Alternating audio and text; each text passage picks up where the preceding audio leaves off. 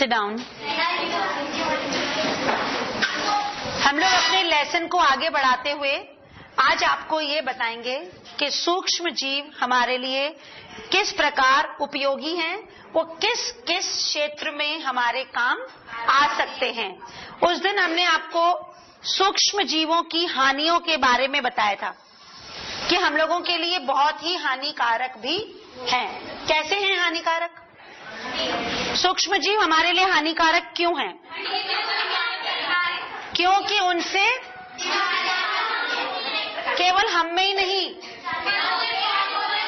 पेड़ पौधों में, जानवरों में, यहाँ तक कि कभी कभी मिट्टी में भी सूक्ष्म जीव जो होते हैं, कभी फफूंद लग जाने से मिट्टी को भी खराब कर देते हैं। लेकिन आपको जान के ये आश्चर्य होगा कि जितनी इनकी हानियां हैं उतने ही इनके लाभ भी हैं, उतने ही फायदे भी हैं सूक्ष्म जीवों के। इसका मतलब कि हम लोग सूक्ष्म जीवों को दोनों तरह से याद रखेंगे कि ये नुकसान भी पहुंचाते हैं और ये हमारे लिए लाभकारी भी हो सकते हैं। जो सबसे पहला लाभ मैंने आपको बताया था उस दिन, जो हम रोज अपने भोजन में इस्तेमाल करते हैं, दही बनाने में जीवाणु इस्तेमाल होते हैं और उस जीवाणु का नाम है लैक्टोबैसिलस।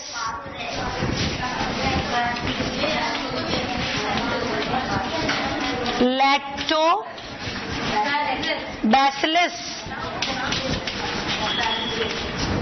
ये जीवाणु दही बनाने में इस्तेमाल किया जाता। हम इसको इस तरह से इस्तेमाल करते हैं कि दूध को हल्का सा गुनगुना करके उसमें जामन लगाते हैं, थोड़ा सा, मतलब थोड़ी सी मात्रा में उसमें जीवाणु डाल देते हैं और शाम तक होते होते वो जीवाणु, अच्छा, जीवाणु किन परिस्थितियों में सबसे जल्दी बढ़ते हैं?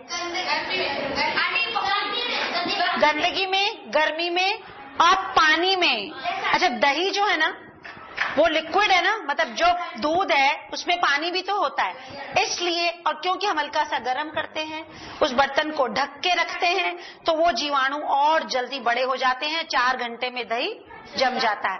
सर्दियों में दही देर से जमता है। क्यों? क्योंकि वातावरण और ठंडी में जीवाणु काम मतलब बढ़ते नहीं, इसीलिए हम लोग उसको शॉल लपेट देते हैं, उसको गर्म करते हैं तो दही जम जाता। उसको एक टेम्परेचर चाहिए थोड़ा सा गर्म, उसको पानी चाहिए, ऑक्सीजन चाहिए और गर्म चाहिए। इसमें जीवाणु खूब अच्छे से पनपते हैं। दूसरी, सब लोग ब्रेड खाते हैं, खाते हैं? डबल रोटी खाते हो? डोसा नाम सुना है? ढोकला, डोसा, इडली, जिसमें खमीर, पनीर, सिरका, इन सब में खमीर उठता है। अच्छा, आप लोग केक खाते हैं, है ना? बहुत सारी हम लोग बेकरी के ऐसे प्रोडक्ट खाते हैं जिसमें इसका इस्तेमाल किया जाता है। यीस्ट एक जीवाणु है जिससे कि डबल रोटी में जो आप लोग जलेबी खाते हो ना, उसमें भी यीस्ट पड़ती है, खमीर जिसको हिंदी में कहा जाता है, जिससे कि आटा इतना सा गूंद के रखते हैं, अगर खमीर मिला दो तो इतना हो जाता है।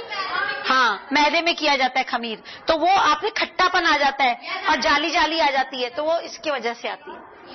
यीस्ट या खमीर, ये भी एक खाद्य पदार्थ के रूप में इस्तेमाल किया जाता है और हमारे लिए लाभदायक है, हमारे लिए फायदे वाला। डबल रोटी, इडली, डोसा, सिरका, पनीर, ये सब क्या है?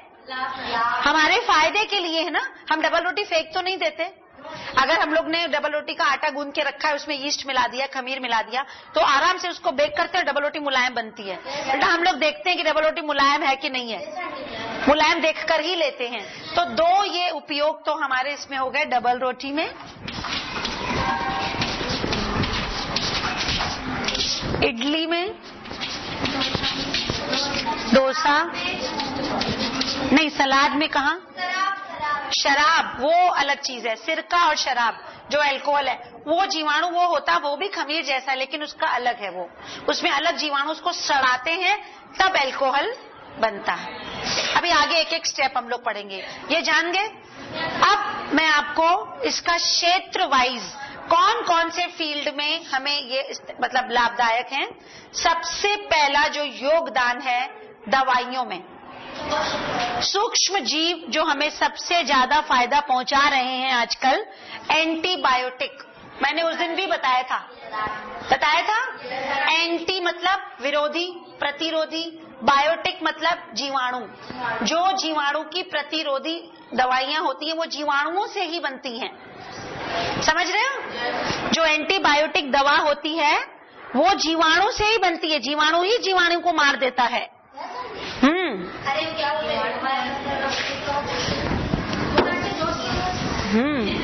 दोस्त है तो भी।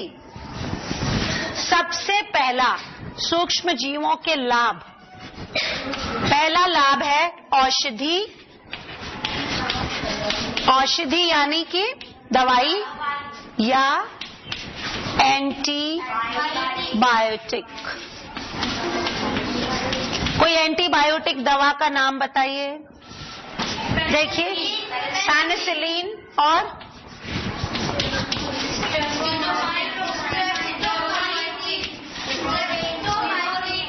क्या, स्ट्रेप्टोमाइसिन।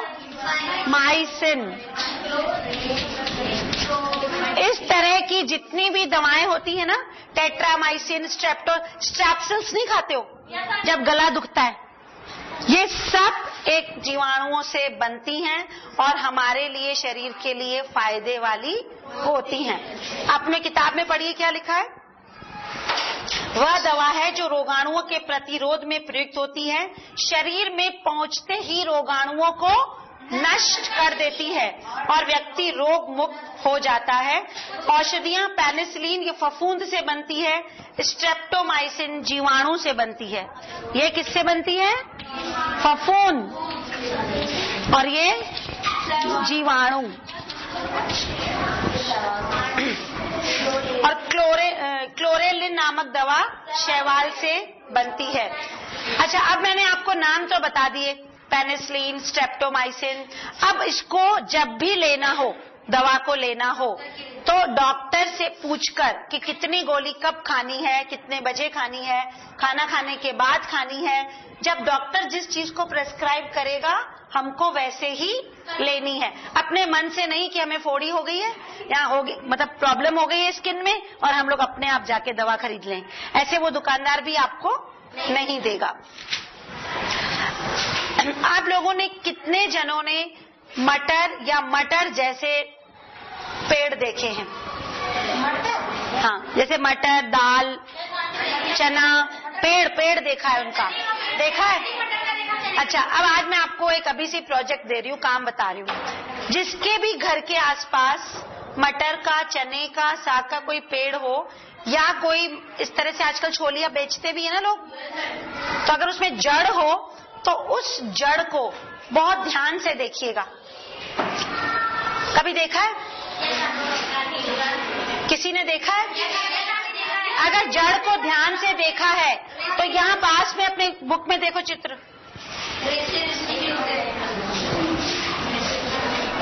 इसमें एक चित्र बना हुआ है इस तरह से जड़ का।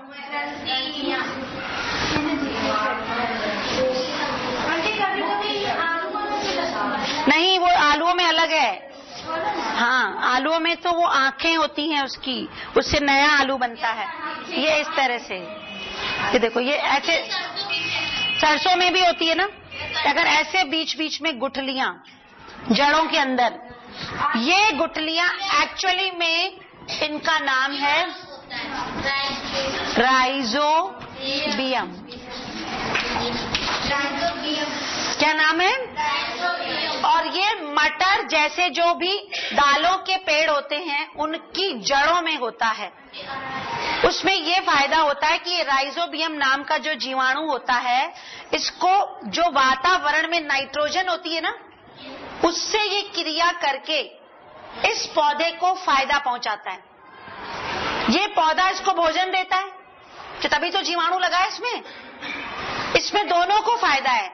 ये जीवाणु पौधे के लिए नुकसानकारक नहीं है, क्योंकि तो जड़ में, ये फल में नहीं लगा हुआ है, जड़ में लगा हुआ है। तो ये जड़ में जब चिपके होते हैं, जब इस पौधे को खाद कम मिलती है या इसको खाद की जरूरत होती है, तब ये वातावरण की नाइट्रोजन से क्रिया करता है और इनके लिए खाद का काम करता है। किसको लेता है? क्योंकि खाद नाइट्रोजन से बनती है, तो ये वातावरण की नाइट्रोजन फिक्सीकरण कहते हैं, वो काम करता है। तो ये हमारे लिए फायदे वाला हुआ कि नहीं हुआ? अच्छा, इसका ऊपर देखो क्या लिखा है, नाइट्रोजन स्थिरीकरण।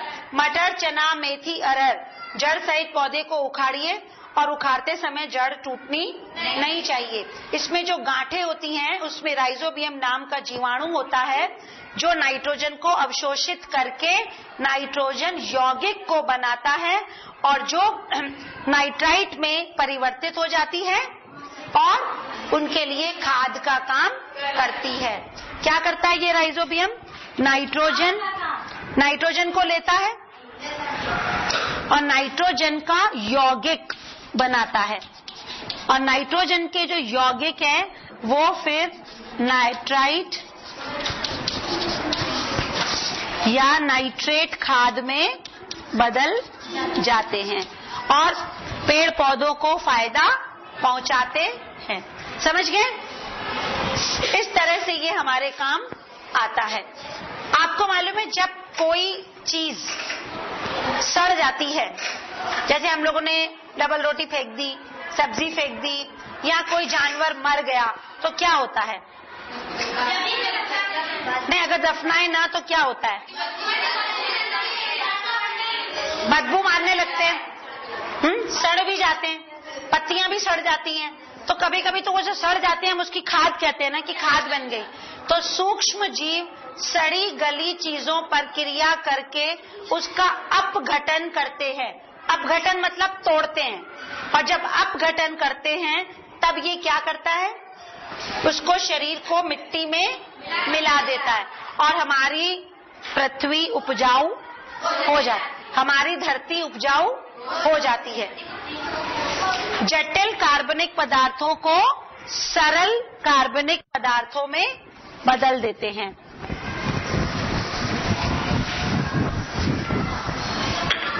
तीसरा लाभ ये है, इसके टॉपिक का नाम क्या है तीसरे का?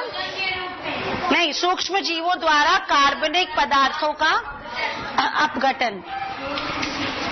कार्बनिक या मृत पदार्थ, जो मृत होते हैं, जो कीड़े पत्तियां जो मर जाते हैं, उनको सड़ाता है, उनको सड़ा के मिट्टी में मिलाता है और मिट्टी को उपजाऊ बनाता है।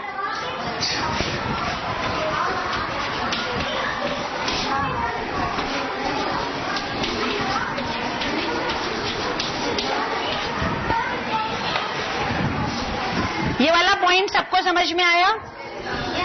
आप लोग क्या करते हैं, जब गमले में खाद डाल रहे होते हैं तो जितनी भी सड़ी गली टहनियां पत्तियां होती हैं उनको भी डाल देते हैं ना?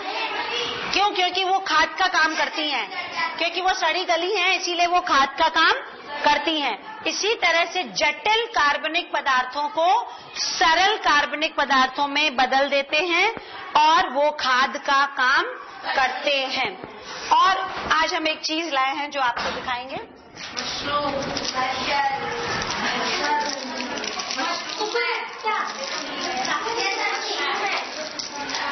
आप लोग उस दिन पूछ रहे थे ना हमसे,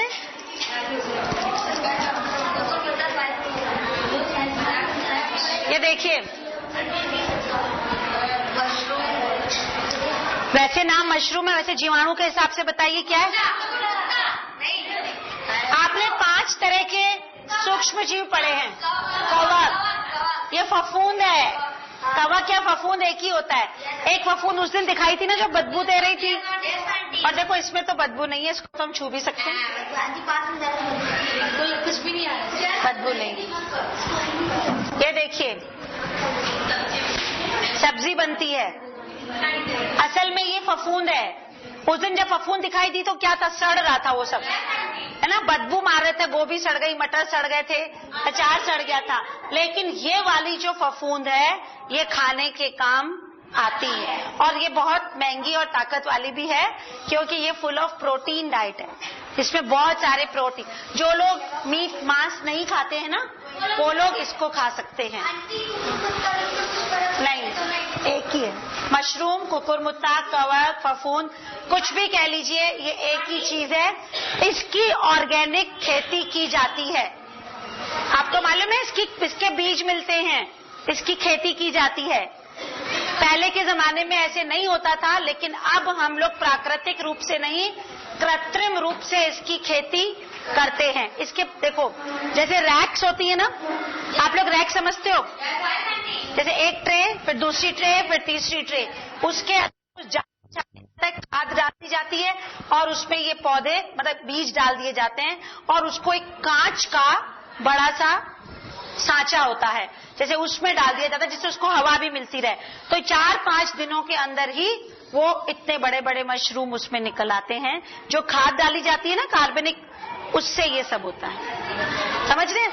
और पहले ये होता था कि जहां पर खूब सारा कचरा हम लोग गिरा देते थे और खूब बारिश होती थी, तो जगह जगह साफ छतरियां निकल आती थी, अभी भी निकल आती हैं, लेकिन वो सब खाने लायक, वो जहर भी होती हैं, जहरीली भी होती हैं, लेकिन ये खाने वाला मशरूम है।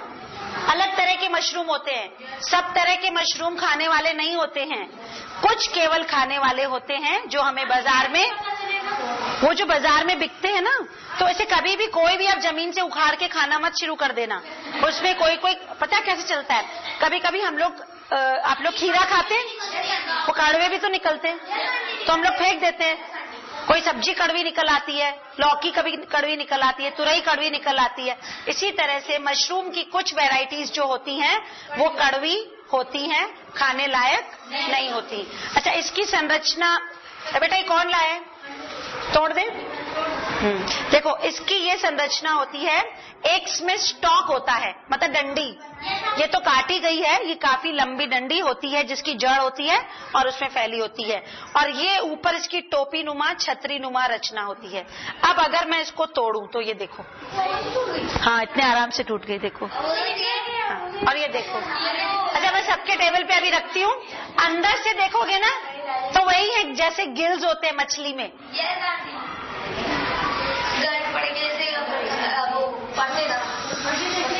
पतले पतले पेजेस, अभी सबको दिखाती हूँ, पतले पतले पेजेस हैं। एक मिनट,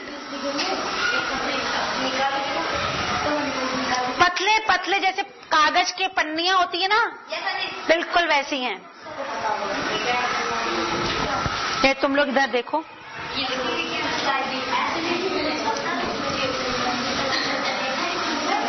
ये इधर भी दिखा देना, ये इधर भी दिखाओ।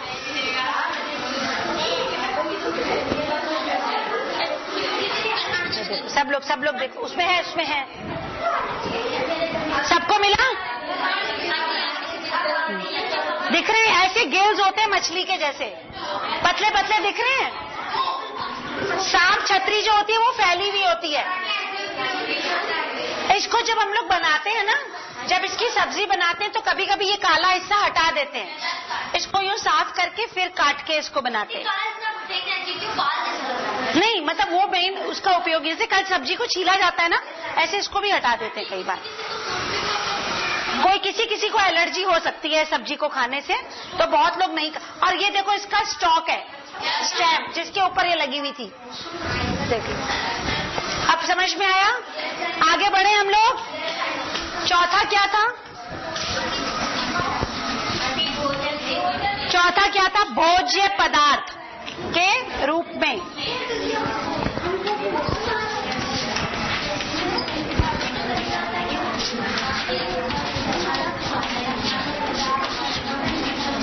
भोज्य पदार्थ के रूप में कौन सा? मशरूम। और उदाहरण बताइए, किताब में देखिए, और क्या उदाहरण है? मार्सेला नामक कवक सब्जी के रूप में भी इस्तेमाल की जाती है। मार्सेला ये हम लोगों के यहाँ कम मिलता है, एक गुच्छेदार जैसे मशरूम है, इसी तरह के फॉरेन की सब्जी है। कुछ समुद्री शैवाल भी भोजन के रूप में प्रयुक्त की जाती हैं। इसके बाद जो पांचवा इसका लाभ है, उद्योग धंधों में।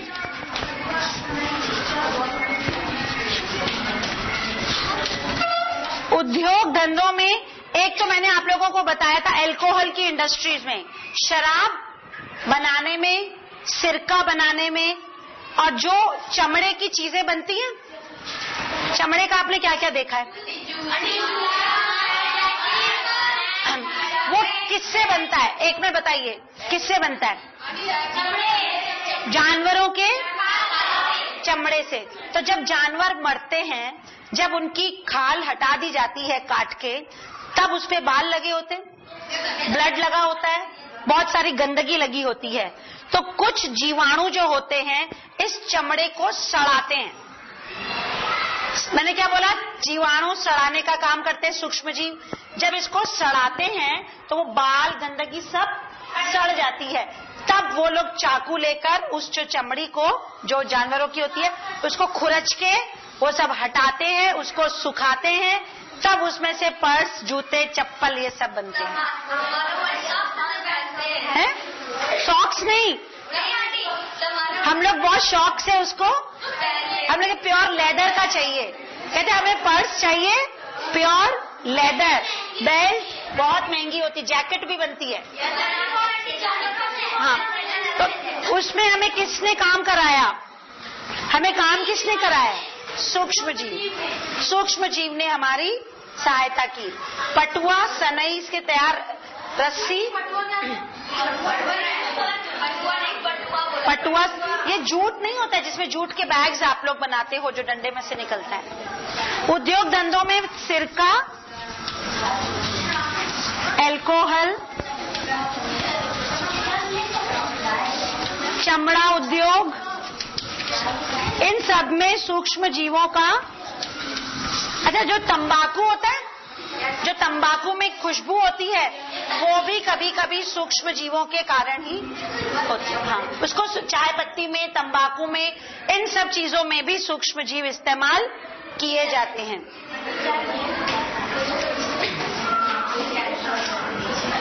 ये हमारे हो गए लाभ।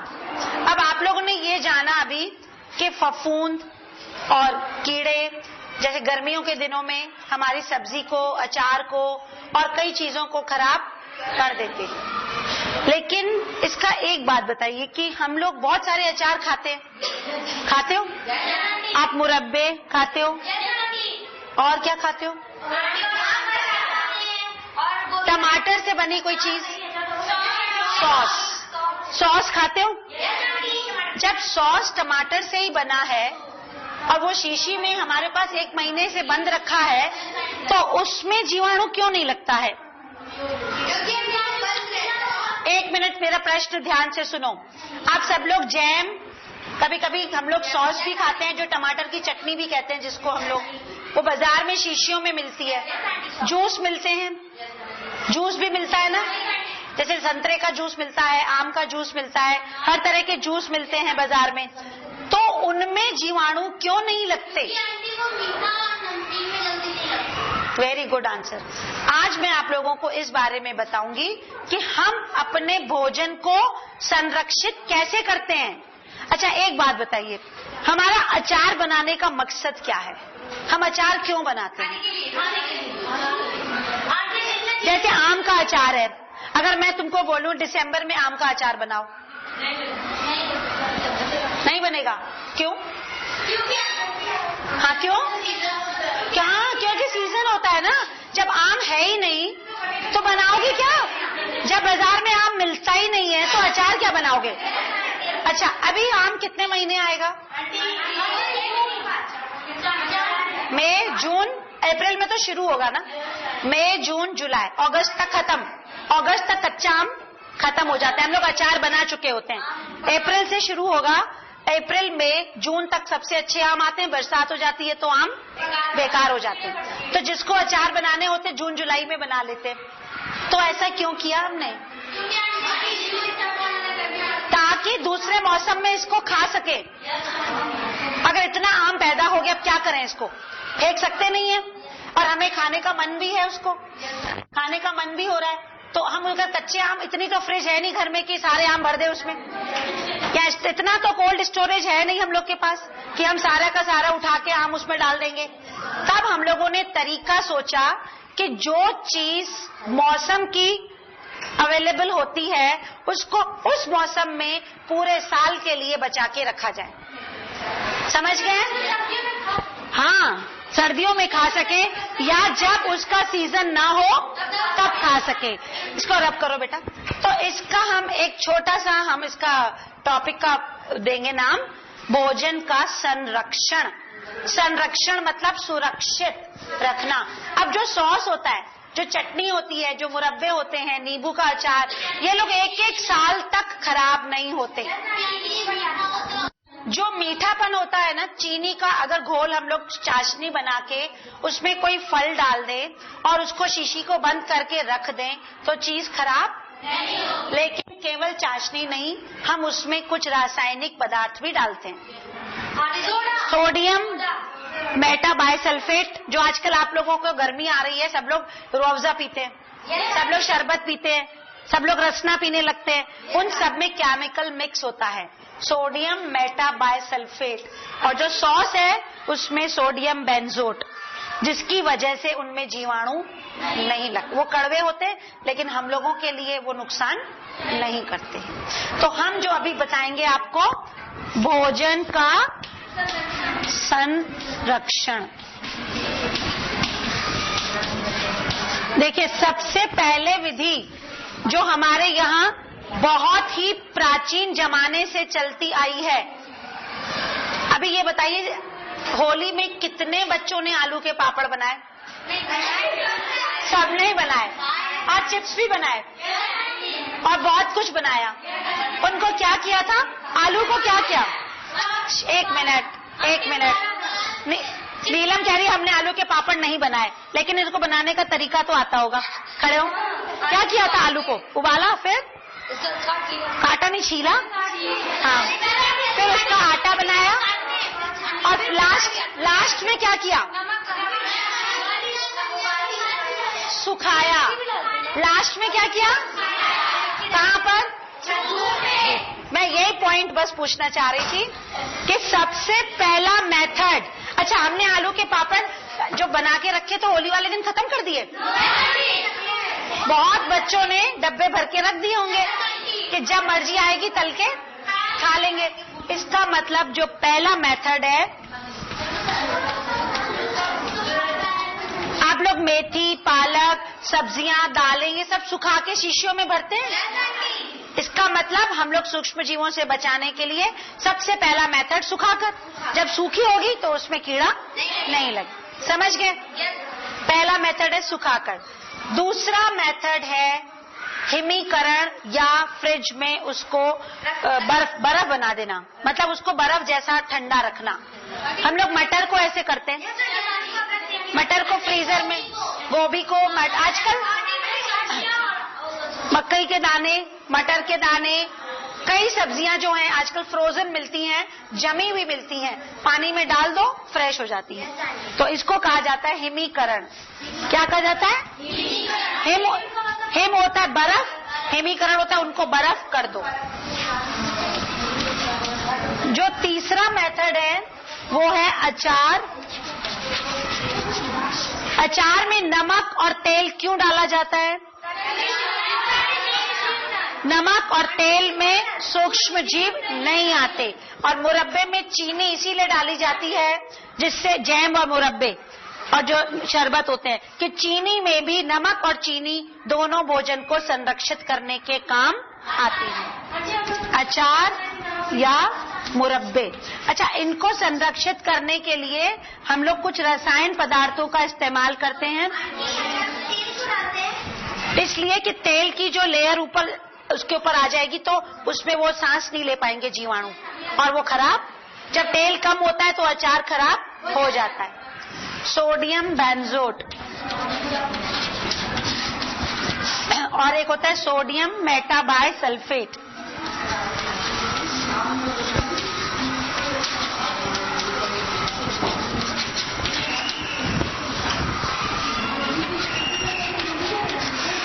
इन इन चीजों को जो रसायन है थोड़ी मात्रा में अचार और मुरब्बे में डाल देने से वो चीज खराब नहीं होती। जैसे सॉस बनाते हैं ना हम लोग, नींबू पानी बना के रख दे, नींबू का स्क्वैश बना के रख दे, तो इन सब चीजों में हम लोग डाल सकते हैं। कुछ चीजों को बचाने के लिए, जैसे कि लकड़ी है, इसमें भी तो कीड़े लग सकते हैं। हम लोग क्या करते हैं, पेंट कर देते हैं। चमड़े की चीजों को सुरक्षित रखने के लिए तेल, पॉलिश, शू को पॉलिश करते हैं। इन सब चीजों से क्या होता है, इनमें फफूंद नहीं लगती। आज हम लोगों ने क्या क्या पढ़ा, सूक्ष्म जीवों के लाभ, सूक्ष्म संरक्षण, कि हम लोग भोजन का संरक्षण कैसे बचाएं। जब हमने ये बताया था कि हमें रोग हो जाता है, टाइफाइड हो गया, तपेदिक हो गई, तो हम लोग अपने को बचाने के लिए दवाइयों का इस्तेमाल करते हैं। तो अब इन सब्जियों को बचाने के लिए हम इन चीजों का इस्तेमाल करते हैं और इनको पूरे साल आराम से हम लोग खा सकते हैं, इस्तेमाल कर सकते। अब देखिए, हमारे उत्तर प्रदेश में दशहरी आम खूब अच्छे से आता है, सबको याद आ गया आम।